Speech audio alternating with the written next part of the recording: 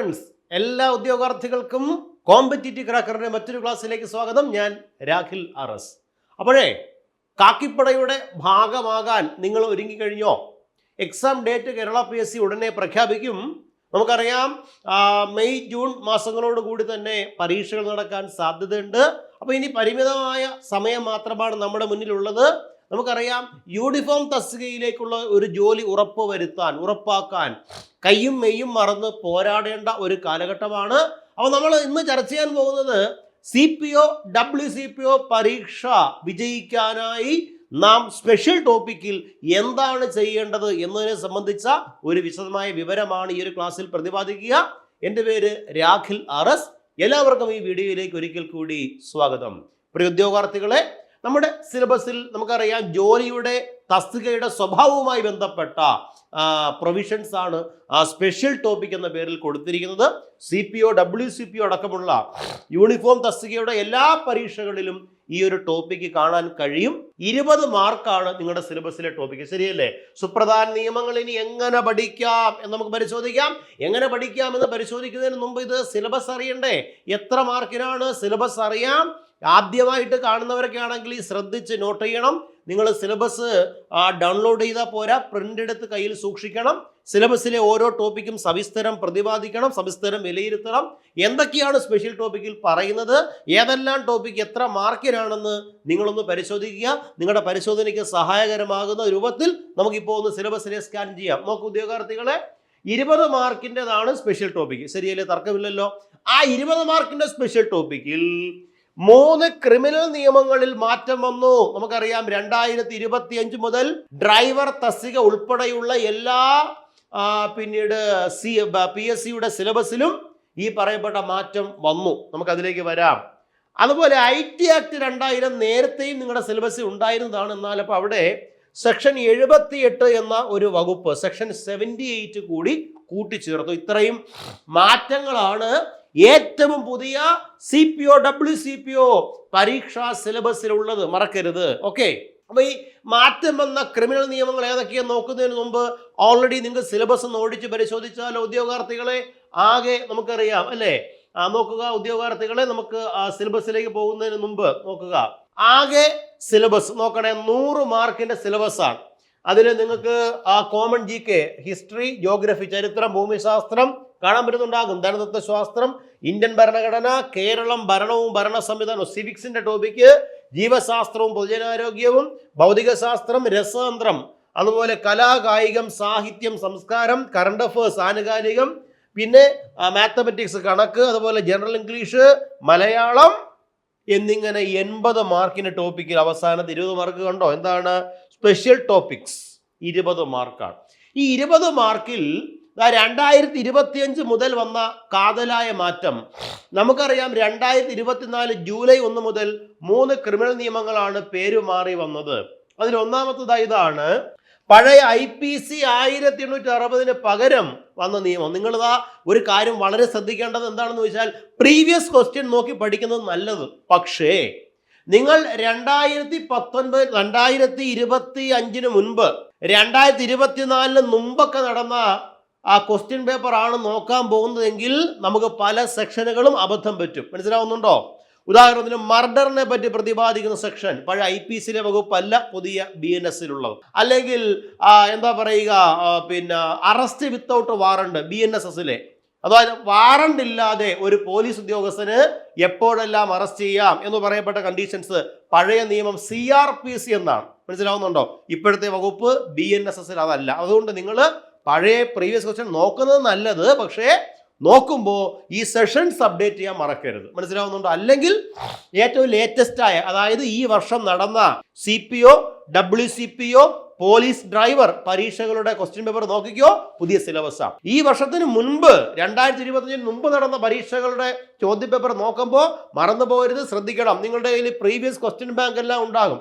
അതിൽ നോക്കുമ്പോൾ പഴയ ഇന്ത്യൻ ശിക്ഷാ നിയമം ഇന്ന വകുപ്പെന്ന് കാണും. എന്ന് കാണുമ്പോഴാണ് അത് IPC ആണ്, പഴയ നിയമമാണ്. ഇപ്പോൾ ആ നിയമത്തിന്റെ പേര് BNS ആണ്. അപ്പോൾ ഞാൻ പറഞ്ഞുതരാം.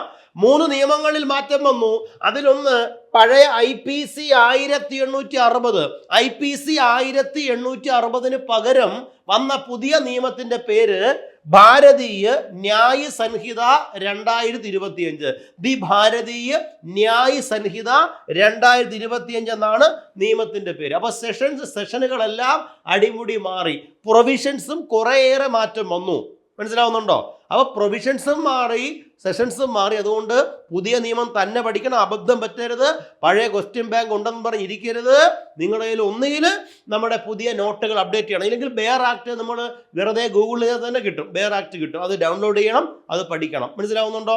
ഇനി രണ്ടാമത്തെ നിയമത്തിലേക്ക് വന്നാൽ നോക്കുക, ഇന്ത്യൻ എവിഡൻസ് ആക്ട് 1872 പകരം ഇന്ത്യൻ തെളിവ് നിയമം എന്നായിരുന്നു പഴയ പേര്. Indian evidence act 1872. കാരണം എല്ലാ തെളിവുകളും കോടതിയിൽ തെളിവുകളല്ല, പ്രോസിക്യൂഷന്റെ ഭാഗമായിട്ടോ ഡിഫൻസിന്റെ ഭാഗമായിട്ടോ അവതരിപ്പിക്കുന്ന തെളിവുകളെല്ലാം എവിഡൻഷ്യറി വാല്യൂ, തെളിവ് മൂല്യമുള്ളതല്ല.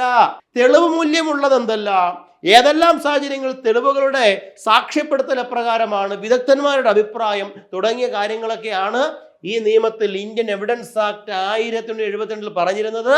എന്നാൽ അതും പേര് മാറി. 2024 ജൂലൈ 1 മുതൽ പുതിയ നിയമമായി. അതിന്റെ പേര് ഭാരതീയ സാക്ഷ്യ അധിനിയം 2023. ഭാരതീയ സാക്ഷ്യ അധിനിയം 2023. മനസ്സിലാവുന്നുണ്ടോ?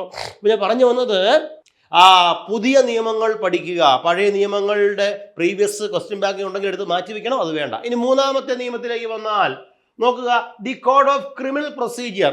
The code of criminal procedure 1973. 1973 criminal നടപടിക്രമ നിയമ സംഹിത, the code of criminal procedure. നമ്മൾ ഇങ്ങനെ പഠിക്കത്തില്ല, എന്ത് പറയും? CRPC എന്ന് പറയും. CRPC 1973. CRPC 1973. ഈ നിയമത്തിന് പകരം വന്ന പുതിയ നിയമത്തിന്റെ പേരാണ് എന്ത് പറയുന്നു? ദി ഭാരതീയ നാഗരിക് സുരക്ഷാ സംഹിത 2024. ഭാരതീയ 23. കാരണം 24 ഈ നിയമങ്ങൾ മൂന്നും വന്നതെങ്കിലും 23 പാർലമെന്റ് പാസ്സാക്കി. അതായത് നമ്മൾ ഈ പറയുന്ന BNS എന്നറിയപ്പെട്ട നിയമമാണെങ്കിലും BNSS ആണെങ്കിലും BSA എന്നറിയപ്പെട്ട നിയമം, ഏത് നിയമമാണെങ്കിലും ശരി, നിലവിൽ വന്ന ഡേറ്റ് മറക്കരുത്. എന്നാണ് 2024 ജൂലൈ 1. ഇത് പ്രീവിയസ് ആയിട്ട് ചോദിച്ചതാണ് കേട്ടോ. ഇന്ത്യയിലെ BNS വന്നതെന്ന്, BNSS വന്നതെന്ന്, ഏത് പുതിയ ക്രിമിനൽ നിയമം ഈ മൂന്നിൽ ഏത് ചോദിച്ചാലും ഒറ്റ ഡേറ്റ് 2024 ജൂലൈ 1. എന്നാൽ ഈ നിയമം മൂന്നെണ്ണവും പാർലമെന്റ് പാസ്സാക്കിയത് 2023. അതുകൊണ്ടാണ് ഈ നിയമത്തിനൊപ്പം 2023 എന്ന വർഷം ഉപയോഗിക്കുക. മനസ്സിലാവുന്നുണ്ടോ? ദി ഭാരതീയ നാഗരിക് സുരക്ഷാ സംഹിത 2023. ഈ 3 നിയമങ്ങളാണ്. അപ്പൊ മറന്നുപോകരുത്. നിങ്ങളുടെ സ്പെഷ്യൽ ടോപ്പിക്കിൽ 20 മാർക്കിന്റെ നിർണായകമായ 3 ക്രിമിനൽ നിയമങ്ങളാണ്. ഒന്ന് BNS എന്നറിയപ്പെട്ട ഭാരതീയ ന്യായ സംഹിത 2023. 2 ഭാരതീയ സാക്ഷ്യ അധിനിയം BSA 2023. 3 BNSS ഭാരതീയ നാഗരിക സുരക്ഷാ സംഹിത 2023. ഈ 3 നിയമങ്ങളും നിങ്ങൾ ഹൃദിസ്ഥമാക്കി വയ്ക്കണം. പിന്നീട് നമുക്കറിയാവുന്ന പോലെ IT ആക്ടിൽ 78ാമത്തെ വകുപ്പ് കൂട്ടിച്ചേർത്തു. Power to investigate offences. Power to investigate offences, കുറ്റകൃത്യങ്ങൾ അന്വേഷിക്കാനുള്ള അധികാര ശ്രേണിയെ പറ്റി പറയുന്ന വകുപ്പ് ഉൾപ്പെടുത്തി. ഇത്രയും മാറ്റങ്ങളാണ് ഏറ്റവും നിങ്ങൾ ഇനി എഴുതാൻ പോകുന്ന CPO WCPO പരീക്ഷയിൽ ഏറ്റവും അവസാനമായി വരുത്തിയ മാറ്റങ്ങളാണ് നിങ്ങൾ ഈ പറഞ്ഞത്. മനസ്സിലാവുന്നുണ്ടോ? ഒരേ ഒരു തവണ മാത്രമേ പുതിയ മാറ്റത്തോടെയുള്ള പരീക്ഷ നടന്നിട്ടുള്ളൂ. അത് ഈ വർഷമാണ്. 2025 പുതിയ മാറ്റത്തോടെയുള്ള പരീക്ഷകൾ CPO WCPO പോലീസ് ഡ്രൈവർ നടന്നത്. അതിനു മുമ്പുള്ള പരീക്ഷകളെല്ലാം പഴയ സിലബസ്, പഴയ നിയമം പ്രകാരമാണ്. വളരെ ശ്രദ്ധിക്കണം നിങ്ങൾ. ഓക്കെ, ശരി. ഉദ്യോഗാർത്ഥികളെ, നമുക്ക് ബാക്കി ഭാഗത്തേക്ക് വരാം. സിലബസിലേക്ക് വന്നപ്പോ ഈ 20 മാർക്കിന്റെ പാർട്ട് 1 ആണ് നമ്മൾ ആദ്യം പറഞ്ഞ പഴയ IPCക്ക് പകരം വന്ന നിയമം. ഏതാണ്? ഭാരതീയ സാക്ഷി അധിനിയം അല്ല, ഭാരതീയ ന്യായ സംഹിത 2023. 4 മാർക്കിനാണ് ഈ ഒരു സിലബസ്. അപ്പൊ ഇതിനകത്ത് ആദ്യ ഭാഗം എന്താ പറയുക, ഡെഫിനിഷൻസ് ആണ്. ഓരോ ചൈൽഡ് എന്നാൽ എന്ത്? അപ്പൊ നമുക്കറിയാം, ചൈൽഡ് എന്ന് പറഞ്ഞു കഴിഞ്ഞാൽ എത്ര വയസ്സിന് താഴെയാണ്? 18 വയസ്സിന് താഴെ പ്രായമുള്ള ആൺ പെൺ വ്യത്യാസമില്ലാതെ ഏതൊരു വ്യക്തിയെയും എന്ത് പറയുന്ന കുട്ടി, ചൈൽഡ് എന്നറിയപ്പെട്ടു. മനസ്സിലാവുന്നുണ്ടോ? അതുപോലെ കൺട്രഫേറ്റ് എന്താണ്, ഡോക്യുമെന്റ് എന്താണ്, ഹാർബർ, ഇഞ്ചുറി, പബ്ലിക് സെർവന്റ്, മനസ്സിലാവുന്നുണ്ടോ? ഇങ്ങനെയുള്ള ഓരോന്നിൻ്റെയും നിർവചനങ്ങളാണ് ആ ഭാഗത്ത് പ്രതിപാദിക്കുക. പിന്നെ ആ സെക്ഷൻ 4-11 പണിഷ്മെന്റുകളാണ്. നിങ്ങൾ പഠിക്കേണ്ട രീതിയെ ഞാൻ പറയുന്നത്. അതായത് കുറ്റകൃത്യങ്ങൾ, അല്ലേ, അതിനുള്ള ശിക്ഷകളെ പറ്റി പറയുന്നു. കുറ്റകൃത്യങ്ങൾക്കുള്ള പണിഷ്മെന്റ് എന്തെല്ലാം പണിഷ്മെന്റ് ഉണ്ട്? നിങ്ങൾ സിമ്പിൾ ഇംപ്രിസൺമെന്റ് കേട്ടിട്ടുണ്ടോ? റിഗോറിയസ് ഇംപ്രിസൺമെന്റ് കേട്ടിട്ടുണ്ടോ? എന്ന് പറഞ്ഞാൽ എന്താ? ലഘു തടവും അതുപോലെ കഠിന തടവും ഉണ്ട്, അല്ലേ? ഏകാന്ത തടവ് കേട്ടിട്ടുണ്ടോ? നിങ്ങൾ ഉണ്ടോ ഇല്ലയോ? വധശിക്ഷയ്ക്ക് വിധിക്കപ്പെട്ട ആളുകളെയൊക്കെ സെപ്പറേറ്റ് താമസിപ്പിക്കേണ്ടി വരും. ഇങ്ങനെയുള്ള ശിക്ഷാരീതികളെ പറ്റിയെല്ലാം പറയുന്നതാണ് 4-11. നമ്മളത് പഠിച്ചു വെക്കണം. ഇനി പറയാൻ പോകുന്ന എല്ലാ പ്രധാനപ്പെട്ട പിന്നെ സെഷൻസ്, അതാവുന്ന ജനറൽ എക്സെപ്ഷൻ, പൊതുവായ ഒഴിവാക്കലുകൾ. പ്രത്യേക സാഹചര്യങ്ങളിൽ ചില കുറ്റകൃത്യങ്ങളുടെ സ്വഭാവം അല്ലാതായി മാറുന്നു. മനസ്സിലാവുന്നുണ്ടോ? ഉദാഹരണത്തിന്, താൻ കിടന്നുറങ്ങുന്ന മുറിയിലേക്ക് മോഷണത്തിനായി വരുന്ന ഒരു കള്ളൻ, അല്ലേ, താൻ ഉണരുന്നത് കണ്ട് തൻ്റെ നേർക്ക് ആക്രമിക്കാൻ വരുമ്പോൾ ആ കള്ളനെ പിടിച്ച് പുറത്തേക്ക് തള്ളുന്നു, അല്ലേ? തള്ളുന്ന വഴിക്ക് ഈ കള്ളൻ പോയി ഇടിക്കുന്നത് അവിടെ ഇരിക്കുന്ന ഒരു പാറയിലാണ്. കള്ളൻ്റെ തല പൊട്ടുന്നു, ശരിയല്ലേ? അദ്ദേഹം ICUലാകുന്നു. ഒരു ക്രിമിനൽ കുറ്റകൃത്യമാണ് സാധാരണഗതിയിൽ. പക്ഷേ ഇവിടെ ഈ ഗൃഹനാഥൻ ചെയ്തത് എന്തിനു വേണ്ടിയിട്ടാണ്? സ്വരക്ഷയ്ക്ക് വേണ്ടി, ശരിയല്ലേ? തൻ്റെ വീട്ടിൽ അതിക്രമിച്ച് കടന്നതിനാലാണ്. അപ്പോൾ അതൊരു എക്സംഷനാണ് എന്ന് പറഞ്ഞാൽ അത് ഒഴിവാക്കലാണ്. മനസ്സിലാവുന്നുണ്ടോ? ഇത് ചെയ്ത വ്യക്തിക്ക് കൊലപാതക ശ്രമത്തിനുള്ള ഒരു കേസ് വകുപ്പ് ചാർജ് ചെയ്യാൻ കഴിയില്ല. എന്നാൽ ഇതേ സാഹചര്യത്തിൽ ഈ ഗൃഹനാഥന് ഈ വന്ന ആളിനോട് മുൻവൈരാഗ്യമുള്ള ആളാണെന്നും ഇവർ തമ്മിൽ മുൻപ് കേസുകൾ നിലനിൽക്കുന്നുണ്ടെന്നും മനഃപൂർവ്വം ഇയാളെ വിളിച്ചു വരുത്തിയതാണ് എന്നിങ്ങനെ തെളിഞ്ഞാൽ ശിക്ഷിക്കപ്പെടും. ഇങ്ങനെയുള്ള കുറേ കുരുക്കുകളാണ് ഈ ജനറൽ എക്സെപ്ഷൻസ് എന്ന്. അത് മനസ്സിരുത്തി ഒന്ന് വായിക്കണം. കോമ്പറ്റീറ്റീവ് ക്രാക്കറിൽ വളരെ വിശദമായിട്ടുള്ള ക്ലാസ്സുകൾ അവൈലബിൾ ആണ്. നിങ്ങൾ ജോയിൻ ചെയ്യാൻ ആഗ്രഹിക്കുന്നുണ്ടെങ്കിൽ സ്ക്രീനിൽ കാണുന്ന ഈ നമ്പറിൽ കോൺടാക്ട് ചെയ്തുകൊണ്ട് നിങ്ങൾക്ക് അഡ്മിഷൻ ഉറപ്പിക്കാനായിട്ട് പറ്റും. ഞാൻ പറഞ്ഞു വന്നത് ജനറൽ എക്സെപ്ഷൻ. ഇപ്പൊ ചോദ്യങ്ങൾ കണ്ടിട്ടില്ലേ? എ എന്ന വ്യക്തി ബിയെ വകവരുത്താനായി വാരിക്കുഴി നിർമ്മിക്കുകയും കാത്തിരിക്കുകയും ചെയ്യുന്നു. എന്നാൽ അതുവഴി വരുന്ന സി എന്ന എയുടെ ബന്ധുവാണ് വീഴുന്നത്. ഇതിൽ എ ചെയ്ത കുറ്റം എന്ത്? മനസ്സിലാവുന്നുണ്ടോ? Option A culpable homicide, option B murder, option B act done on whom's was inter. അതായത് ഒരു വ്യക്തിക്ക് വേണ്ടി ചെയ്യുന്ന വ്യക്തിയെ പ്രതീക്ഷയുണ്ട് ചെയ്യുന്ന കുറ്റകൃത്യത്തിന്റെ ഫലം അനുഭവിക്കുന്ന മറ്റൊരു വ്യക്തിയാണ്. ഇങ്ങനെയുള്ള ഓപ്ഷൻസ് കൊടുക്കും. അപ്പോൾ ഇത് നമ്മൾ വർക്ക് അല്ലാതെ സെഷൻ 1 ഇത്, സെഷൻ 2 ഇത്, സെഷൻ 37 ഇങ്ങനെ കാണാതെ പഠനത്തിന്റെ കാലമേ അവസാനിച്ചു. സ്പെഷ്യൽ ടോപ്പിക്കിന്റെ കാര്യം. അപ്പോൾ കാര്യങ്ങളെ മനസ്സിലാക്കി പഠിക്കണം. ഞാൻ പറഞ്ഞത് നിങ്ങൾക്ക് റാങ്ക് ഉറപ്പിക്കാനുള്ള മാർഗമാണ്. മനസ്സിരുത്തി വായിക്കണം. ആരുടെയും സഹായം വേണ്ട. നിങ്ങൾ ഈ ആക്ടുകൾ കയ്യിലെടുക്കുക, അതിൽ ജനറൽ എക്സെപ്ഷൻ നോക്കുക, ഏതെല്ലാം സാഹചര്യങ്ങളിൽ അത് ഒഴിവാക്കപ്പെടും. സംശയമുള്ള കാര്യങ്ങൾ നിങ്ങൾ ഡിസ്കസ് ചെയ്യുക. ഇനി നിങ്ങൾക്ക് ഫ്രീ ആയിട്ട് വേണമെങ്കിൽ നമ്മുടെ ഈ CPWCയുടെ വാട്സപ്പ് കൂട്ടായ്മയിൽ ചേരാം. താഴെ കാണുന്ന ലിങ്കിൽ ക്ലിക്ക് ചെയ്തുകൊണ്ട് നിങ്ങൾക്ക് ഫ്രീ ആയിട്ട് കുറച്ച് PDF നോട്ടുകളും മറ്റ് ഇൻഫർമേഷൻസും ഒക്കെ കിട്ടുന്ന ഒരു ഗ്രൂപ്പാണ്. നിങ്ങൾ അതിൽ ജോയിൻ ചെയ്തുകൊണ്ട് നിങ്ങൾക്ക് ഈ കാര്യങ്ങളൊക്കെ അപ്ഡേറ്റ് ചെയ്യാം. അപ്പോൾ ഞാൻ പറഞ്ഞു വന്നത്, പഠനം നിങ്ങൾ ശ്രമിച്ചാൽ നടക്കുന്ന ഒരു കാര്യമാണ്, അല്ല കാണാതെ പഠനത്തിൻ്റെ കാര്യമല്ല. CPO ആകാൻ നിങ്ങൾ ഒരുങ്ങിക്കോ, WCP ആകാൻ നിങ്ങൾ ഒരുങ്ങിക്കോ. ശാരീരിക യോഗ്യതയുണ്ടോ നിങ്ങൾക്ക്? വിദ്യാഭ്യാസ യോഗ്യതയുണ്ടോ? ഈ ക്ലാസ് കാണുന്ന ഏതൊരാളിനും പ്രായപരിധിക്കുള്ളിൽ ഈ ജോലി ഉറപ്പിക്കാൻ നിങ്ങൾക്ക് കഴിയും 100%. സ്പെഷ്യൽ ടോപ്പിക് ഒരു വെല്ലുവിളിയല്ല, മനസ്സ് വേണമെന്ന് മാത്രം. അപ്പോൾ ഈ ഒരു ഭാഗം മനസ്സിലായെന്ന് വിശ്വസിക്കും. അതുപോലെയാണ് വിവിധ ഒഫൻസസും പണിഷ്മെന്റുകൾ, കുറ്റകൃത്യങ്ങളും അവയുടെ ശിക്ഷയും. മനസ്സിലാവുന്നുണ്ടോ? ഓരോ സെഷൻസ് പറയുന്നുണ്ട്. 63-66 BNSലെ ഇമ്പോർട്ടൻ്റ് ആയ വകുപ്പാണ്. കടുത്ത റേപ്പുമായി ബന്ധപ്പെട്ട കാര്യങ്ങളാണ്. മനസ്സിലാവുന്നുണ്ടോ? റേപ്പ് എന്താണ്, ഏതെല്ലാം സാഹചര്യങ്ങൾ റേപ്പല്ലാതാകുന്നു, റേപ്പിന്റെ വിവിധ ഇൻറ്റൻസുകൾ, ഇതെല്ലാം പറയുന്നു. 63-66 മനസ്സിലാവുന്നുണ്ടോ? അതുപോലെ 67 മുതൽ ഇങ്ങോട്ടുള്ളതെല്ലാം തന്നെ വിവിധതരം ഇത്തരം സ്ത്രീകൾക്കെതിരായുള്ള, അത് മീൻസ് ഇത്തരം കടുത്ത കുറ്റകൃത്യങ്ങൾ, ഗ്യാങ് റേപ്പ് പോലെയുള്ള, കൂട്ട ബലാത്സംഗം പോലെയുള്ള കുറ്റകൃത്യങ്ങൾ കണ്ടോ. Gang rape 70 കിടക്കുന്നുണ്ടോ. റിപ്പീറ്റ് ഒഫൻസ്, ആവർത്തിച്ച് കുറ്റകൃത്യം ചെയ്യുന്ന ഇത്തരം വ്യക്തികൾ, ഇങ്ങനെയുള്ള ആളുകൾക്കുള്ള പനിഷ്മെന്റ് ആണ് പറയുക വായ്നോട്ടം. മനസ്സിലാവുന്നല്ലോ? Sexual harassment. എന്താണ് ഹരാസ്മെന്റ് എന്ന് പറഞ്ഞാൽ? ഒരു സ്ത്രീയുടെ മാന്യതയെ ഹനിക്കുന്ന രൂപത്തിൽ ശബ്ദവീചികൾ പുറപ്പെടുവിക്കുക, ശൂളമടിക്കുക, ആഗ്യം കാണിക്കുക, ലൈംഗിക ചേഷ്ടകൾ കാണിക്കുക. മനസ്സിലാവുന്നു? ടച്ച് ചെയ്യണമെന്നില്ല. ഇതെല്ലാം സെക്ഷൽ ഹരാസ്മെന്റ് ആണ്. സ്റ്റാൾക്കിംഗ് കേട്ടിട്ടില്ലേ നിങ്ങൾ? അതുപോലെ എന്താ പറയുക, സെക്ഷൽ അസൾട്ട്, ഇങ്ങനെയുള്ള കുറ്റകൃത്യങ്ങളെ പറ്റി എല്ലാം പറയുന്ന, അല്ലേ? സ്ത്രീധന മരണം, ഡൗറി ഡെത്ത്. പുതിയ വകുപ്പാണ്, പഴയതല്ല. ഏതാണ്? 80 ഡൗറി ഡെത്ത്. BNSലെ പുതിയ 80 ഡൗറി ഡെത്ത്, സ്ത്രീധന മരണം.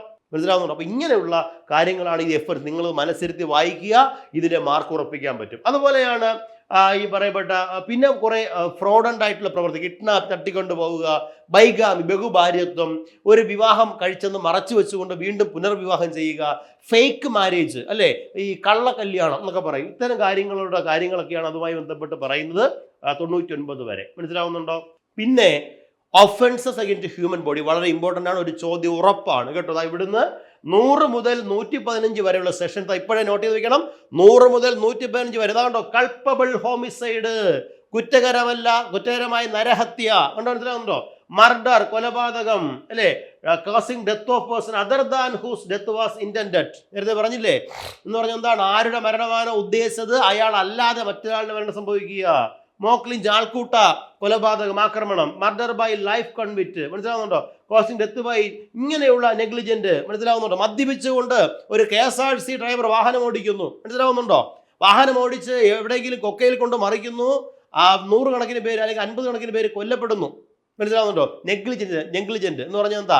അലംഭാവം കാരണം, ജാഗ്രത ഇല്ലായ്മ കാരണം വരുത്തി വയ്ക്കുന്ന മർഡർ. ഇങ്ങനെയുള്ള വകുപ്പുകളാണ് ഇതിൽ പറയുക.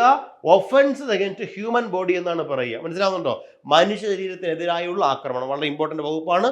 100 മുതൽ 115 വരെ അത് നോക്കി വെക്കണം. മനസ്സിലാവുന്നുണ്ടോ? കുറേ ഉണ്ട്, പിന്നെയുണ്ട്. ഇനി ഒഫൻസ് അഗൈൻസ്റ്റ് പബ്ലിക് ട്രാങ്ക്വിലിറ്റി, പൊതുസമാധാനം, സമചിത്തതയ്ക്കെതിരെയുള്ള ആക്രമണങ്ങൾ, മനസ്സിലാവുന്നുണ്ടോ? ഇതിൽ പ്രധാനമായിട്ടും വരുന്ന ഒന്നാണ് നിയമവിരുദ്ധമായിട്ടുള്ള സംഘം ചെയ്യൽ, കലാപാഹ്വാനം, കലാപത്തിന് കോപ്പ് കൂട്ടുക, മനസ്സിലാവുന്നുണ്ടോ? ഇങ്ങനെയുള്ള കാര്യങ്ങൾ, റൈറ്റിംഗ്, മനസ്സിലാവുന്നുണ്ടോ? തുടങ്ങിയ കാര്യങ്ങളാണ് അതുമായി ബന്ധപ്പെട്ട് പറയുക. അതുപോലെ ഒഫൻസസ് ബൈ ഓർ റിലേറ്റിംഗ് ഒരു പബ്ലിക് സെർവൻറ്റ്, ഒരു പബ്ലിക് സെർവൻറ്റ്, അല്ലേ, നമുക്കറിയാം പിന്നെ പബ്ലിക് സെർവൻറ്റ് ചെയ്യുന്ന കുറ്റകൃത്യങ്ങളാണ്, അല്ലേ, പബ്ലിക് സെർവൻറ്റുമായി ബന്ധപ്പെട്ട കുറ്റകൃത്യങ്ങൾ, അതും നമ്മളതുമായി ബന്ധപ്പെട്ട് പറയുന്നു. അതുപോലെ ഓഫൻസ് പ്രോപ്പർട്ടി, വസ്തുക്കൾക്കെതിരായുള്ള കുറ്റകൃത്യം, മോഷണം, തെഫ്റ്റ്, അല്ലേ, നമുക്കറിയാം തെഫ്റ്റ് വേറെയാണ്, റോബറി വേറെയാണ്. രണ്ടും ഒന്നാണെന്ന് തോന്നുന്നു. റോബറി ആൻഡ് തെഫ്റ്റ്, മനസ്സിലാവുന്നുണ്ടോ? രണ്ടും രണ്ടാണ്. അതുപോലെ ഡെക്കോയിറ്റി വേറെയാണ്, സ്നാച്ചിങ് വേറെയാണ്, എക്സ്റ്റോർഷൻ തുടങ്ങിയ കാര്യങ്ങൾ. ഇങ്ങനെയുള്ള കാര്യങ്ങളാണ് നമ്മൾ അതുമായി ബന്ധപ്പെട്ട്, അതായത് വസ്തുക്കൾക്കെതിരായുള്ള അതിക്രമങ്ങളെ പറ്റി പറയുന്ന വകുപ്പാണ്. പിന്നെയോ നമുക്കറിയാം ഇത്രയാണ് നമുക്ക് ഈ പറയപ്പെട്ട BNS പറ്റി പറയാം. പിന്നെയോ ഒഫൻസ് അഗൈൻസ്റ്റ് വിമൺ, അല്ലേ, സ്ത്രീകൾക്കെതിരായുള്ള കുറ്റകൃത്യങ്ങളും നേരത്തെ പറഞ്ഞു. നോക്കുക, ഇനി പാർട്ട് 2 3 മാർക്ക്, ഭാരതീയ നാഗരിക് സുരക്ഷാ സംഹിത. ഇത് ഏറ്റവും എളുപ്പമുള്ളൊരു നിയമമാണ്. BNSS എന്ന് പറയും. BNS എന്ന് പറഞ്ഞാൽ അത് മറ്റേത് കുറ്റകൃത്യങ്ങൾ, ശിക്ഷ, ഒരു കുറ്റം എന്താണ്, അതിൻ്റെ ശിക്ഷ എന്താണ് തുടങ്ങിയ കാര്യങ്ങൾ പറയും. ഇതങ്ങനെയല്ല. ഒരു കുറ്റകൃത്യം അത് ഏത് കോടതിയിലാണ് വാദിക്കേണ്ടത്, പോലീസ് അത് എങ്ങനെ അറസ്റ്റ് ചെയ്യണം, പോലീസ് അവരെ ഏത് കോടതിയിൽ കൊണ്ട് ഹാജരാക്കണം, മനസ്സിലാവുന്നുണ്ടോ? ഇതിൻ്റെ അന്വേഷണം കോടതിയും പോലീസും നടത്തേണ്ടത് എങ്ങനെ, ഏത് കോടതി, ഇങ്ങനെയുള്ള ഏത് മജിസ്ട്രേറ്റാണ്, ഇങ്ങനെയുള്ള കാര്യങ്ങളൊക്കെയാണ് ഈ BNSS പറയുക. ഭാരതീയ നാഗരിക സുരക്ഷാ സംഹിതയിൽ പ്രതിപാദിക്കുക. മറന്നു പോകരുത്. ഇതെല്ലാം ഡെഫിനിഷൻസ് ആണ്. Audio, video, electronic, bailable offence, non bailable offence എന്താണ്, cognizable offence, non cognizable offence എന്നാൽ എന്താണ്, കംപ്ലൈനന്റ് എന്നറിയാം, ഇഞ്ചുറി എന്ന് പറഞ്ഞാൽ എന്താണ്, ഇൻവെസ്റ്റിഗേഷൻ എന്താണ്, വിക്ടിം ആരാണ്, വാറണ്ട് കേസ്, സമൻസ് കേസ് തമ്മിലുള്ള വ്യത്യാസം എന്താണ് തുടങ്ങിയ ഡെഫിനിഷൻസ് ആണ് ഈ ഭാഗത്ത് പറയുക. പിന്നെ പ്രധാനപ്പെട്ട ചില സെഷൻസ് ആണ് powers of superior officers, police തുടങ്ങിയ കാര്യങ്ങൾ. അതുപോലെ when police may arrest without warrant, അല്ലേ, കോടതിയുടെ ഉത്തരവോ വാറണ്ടോ ഒന്നുമില്ലാതെ ഏതൊരു പോലീസുകാരനും ചില വ്യക്തികളെ അറസ്റ്റ് ചെയ്യാൻ അധികാരം നൽകുന്ന വകുപ്പാണ് BNSSലെ 35 പറയുന്നുണ്ട്. മനസ്സിലാവുന്നുണ്ടോ? ഒരു പോലീസ് ഉദ്യോഗസ്ഥനെ കൺമുമ്പിൽ വെച്ചിട്ട് ഒരു അതിക്രമം നടക്കുന്നു, പോലീസിന് വാറണ്ട് ഇല്ലാതെ എന്ത് ചെയ്യാം, അറസ്റ്റ് ചെയ്യാം. പക്ഷെ ആ അതിക്രമം ഒരു കൊഗ്നൈസബിൾ ഒഫൻസ് ആയിരിക്കണം. എന്ന് പറഞ്ഞാൽ ഒരു കടുത്ത കുറ്റകൃത്യമായിരിക്കണം. മനസ്സിലാവുന്നുണ്ടോ? പോലീസ് അറസ്റ്റ് ചെയ്യാം. പട്ടാളത്തിൽ നിന്ന് പിന്നെ ചാടി വന്ന ഒരാൾ, അല്ലെങ്കിൽ ഒരു പിടികിട്ടാപ്പുള്ളിയെ കാണുന്നു, ജയിൽ ചാടി വന്നിരിക്കുന്ന ഒരാളെ കാണുന്നു, പോലീസ് കസ്റ്റഡിയിൽ നിന്ന് രക്ഷപ്പെട്ട് ഓടി വന്ന ഒരാളെ കണ്ടിരിക്കുന്നു. ഇങ്ങനെയുള്ള സാഹചര്യങ്ങളൊക്കെ വന്നു കഴിഞ്ഞാൽ പോലീസിന് അയാൾ എന്ത് ചെയ്യാം, വാറണ്ട് ഇല്ലാതെ അറസ്റ്റ് ചെയ്യാം. മനസ്സിലാവുന്നുണ്ടോ? രസകരമായി നിങ്ങൾക്ക് പഠിച്ചു പോകാം. ഞാൻ വീണ്ടും പറയുന്നു, താഴെ കാണുന്ന ലിങ്കിൽ ക്ലിക്ക് ചെയ്തുകൊണ്ട് നിങ്ങൾക്ക് അഡ്മിഷൻ ഉറപ്പിക്കാം. ഫ്രീ ആയിട്ട് നമ്മുടെ വാട്സപ്പ് ഗ്രൂപ്പിൽ ചേരുകയും ചെയ്യാം. അപ്പോൾ ഇത്തരം ഡെഫിനിഷൻസ് ആണ് അതിൽ പറയുന്നത്. സമൻസ് എന്താണ്, വാറണ്ട് എന്താണ്. രണ്ടും കോടതി പുറപ്പെടുവിക്കുന്ന നോട്ടീസുകളാണ്, സമൻസും വാറണ്ടും, അല്ലേ. സമൻസ് കേസ്, വാറണ്ട് കേസ് കേട്ടിട്ടുണ്ടോ നിങ്ങൾ? അതിനെക്കുറിച്ച് വിശദമായ കാര്യങ്ങളാണ് നമ്മൾ ഇതിൽ പ്രതിപാദിക്കുക. പിന്നെ സെർച്ച് ആൻഡ് സീഷർ ആണ്, അല്ലേ. തിരയാനും വസ്തുക്കൾ പിടിച്ചെടുക്കാനുമുള്ള പോലീസിൻ്റെയും കോടതിയുടെയൊക്കെ അധികാരമാണ് അതിൽ പ്രതിപാദിക്കുക. മെയിൻ്റനൻസ് പബ്ലിക് ഓർഡർ ട്രാങ്ക്വിലിറ്റി നമ്മൾ പറഞ്ഞ കാര്യമാണ്. ഓക്കെ, ഇനി പ്രധാനമായിട്ടും നമ്മൾ അടുത്തതായിട്ട് പാർട്ട് 3 2 മാർക്കാണ്. ദി ഭാരതീയ സാക്ഷ്യ അധിനിയം 2023. ഭാരതീയ സാക്ഷ്യ അധിനിയത്തിന്റെ പഴയ പേര് ഞാൻ പറഞ്ഞു, ഇന്ത്യൻ തെളിവ് നിയമ സംഹിത. ഓർമ്മയുണ്ടോ? ഇന്ത്യൻ എവിഡൻസ് ആക്ട് 1872 പകരം വന്ന പുതിയ നിയമത്തിന്റെ പേരാണ് ഭാരതീയ സാക്ഷ്യ അധിനിയം 2023. അപ്പൊ ഇതിനകത്ത് എന്തെല്ലാമാണ് തെളിവുകൾ ഉണ്ടോ?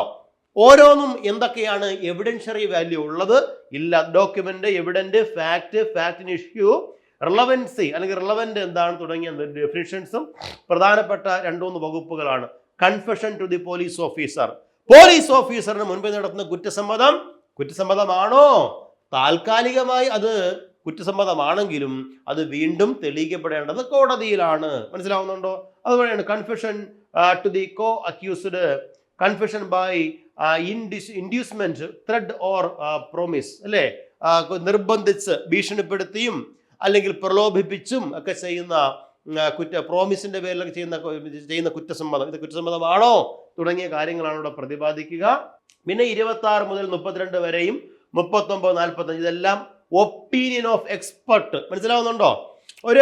എന്തെങ്കിലും ഒരു കുറ്റകൃത്യത്തെ കുറിച്ച് അഭിപ്രായം അല്ലെങ്കിൽ ആ തെളിവ്, ഇന്ത്യൻ എവിഡൻസ് ആക്ട് പഴയ നിയമം, ഇന്നത്തെ ഭാരതീയ സാക്ഷ്യ അധിനിയത്തിൽ അത് കൃത്യമായിട്ടുള്ളൊരു എവിഡന്റ് ആണോ, അത് ഏത് തരത്തിലുള്ള എവിഡന്റ് ആണ്, അതിന്റെ സ്വഭാവം എന്താണെന്നെല്ലാം പറയണത് എക്സ്പെർട്ടുകളാണ് പറയേണ്ടത്, ആണോ ഇല്ലയോ? അതാണ് ഒപ്പീനിയൻ ഓഫ് ദി എക്സ്പെർട്ട് തുടങ്ങിയ കാര്യങ്ങളാണ് അവിടെ പറയേണ്ടത്. ഉദ്യോഗാർത്ഥികളെ മറന്നു പോകരുത്. ഈ 3 ക്രിമിനൽ നിയമങ്ങളും നിങ്ങൾ ഇങ്ങനെ നോക്കുമ്പോൾ സെഷൻ ഇങ്ങനെ കടല് പോലെ കിടക്കുന്നു. ഒന്നും കാര്യമാക്കണ്ട, നിങ്ങൾ ഒരറ്റത്ത് ഇപ്പോഴേ തുടങ്ങണം, പഠിച്ചു നോക്കണം. സംശയമുള്ളവ നിങ്ങൾക്ക് അറിയാവുന്ന അധ്യാപകരോടും അല്ലെങ്കിൽ നിയമപരിജ്ഞാനമുള്ളവരോടും ചോദിച്ച് മനസ്സിലാക്കുക. ഇതൊരു അവസരമാണ്, സമയമുണ്ട്. കാരണം മിനിമം മെയ് മാസം, മനസ്സിലാവുന്നുണ്ട്, ഡിസംബറായി, ജനുവരി, ഫെബ്രുവരി, മാർച്ച്, ഏപ്രിൽ, അല്ലെ, ഇനി ഒരു 3-4 മാസം എങ്ങനെ പോയാലും നിങ്ങൾക്ക് കിട്ടും. അപ്പൊ അതുകൊണ്ട് ഇപ്പോഴേ ശ്രമിക്കുക. ആദ്യ റാങ്കിൽ വന്നാലേ ജോലി ഉറപ്പാവൂ. നമുക്കറിയാമല്ലോ, CPO WCPO റാങ്ക് ലിസ്റ്റിൽ എവിടെയെങ്കിലും മൂലയിൽ വന്നാൽ പോരാ, ആദ്യ 100 റാങ്കിൽ വരണം. അതിനുവേണ്ടിയുള്ള കഠിന പരിശ്രമം നിങ്ങൾ നടത്തുക. നമ്മൾ പറഞ്ഞു, CPO WCPO പരീക്ഷ അടിസ്ഥാനമാക്കിയ ഒരു പുതിയ സിലബസ്, പഠിക്കേണ്ടത് പോലെ പഠിച്ചു തുടങ്ങാൻ ആദ്യം മുതൽ നിങ്ങളുടെ സിലബസിലെ മുഴുവൻ ടോപ്പിക്കുകളും കവർ ചെയ്യുന്ന ഒരു കോഴ്സ്, ന്യൂ ബാച്ച് ആരംഭിക്കുന്നു. Competitive cracker. ഈ കാണുന്ന ലിങ്കിൽ ക്ലിക്ക് ചെയ്തുകൊണ്ടും നിങ്ങളുടെ ഈ ലിങ്ക് നമ്മുടെ ഈ സ്ക്രീനിൽ കാണുന്ന നമ്പറിൽ കോൺടാക്ട് ചെയ്തുകൊണ്ടോ നിങ്ങൾക്ക് അഡ്മിഷൻ ഉറപ്പിക്കാം. മാത്രമല്ല, ഈ കോഴ്സുമായി ബന്ധപ്പെട്ട എല്ലാ വിവരങ്ങളും നിങ്ങൾക്ക് അന്വേഷിച്ചറിയാനും പറ്റും. മറന്നു പോകരുത്. പ്രിയ ഉദ്യോഗാർത്ഥികളെ, സ്പെഷ്യൽ ടോപ്പിക്കിനെ സംബന്ധിച്ച ഒരു വിശദമായ ഐഡിയ ഇപ്പൊ നിങ്ങൾക്ക് കിട്ടിയെന്ന് ഞാൻ വിശ്വസിക്കട്ടെ. ഇനി നമുക്ക് ചോദ്യ മാതൃകകളിലൂടെ ഏതാണ്ട് 1000-ഓളം ചോദ്യ മാതൃകകളെ വച്ചിട്ടാണ് കോമ്പറ്റീറ്റീവ് ക്രാക്കർ ഈ ഒരു സ്പെഷ്യൽ ടോപ്പിക്കിനായി നിങ്ങളെ ഒരുക്കുന്നത്. നിങ്ങളുടെ സ്പെഷ്യൽ ടോപ്പിക്കുമായി ബന്ധപ്പെട്ട ഈ 3 നിയമങ്ങളും കൈകാര്യം ചെയ്യുന്നത് ഞാനാണ്. എൻ്റെ പേര് രാഖിൽ RS. നമുക്കിനി കോമ്പറ്റീറ്റീവ് ക്രാക്കറിന്റെ പരിശീലന കളരിയിൽ വീണ്ടും കാണാം. എല്ലാവർക്കും വിജയാശംസകൾ. Thank you all of you. By.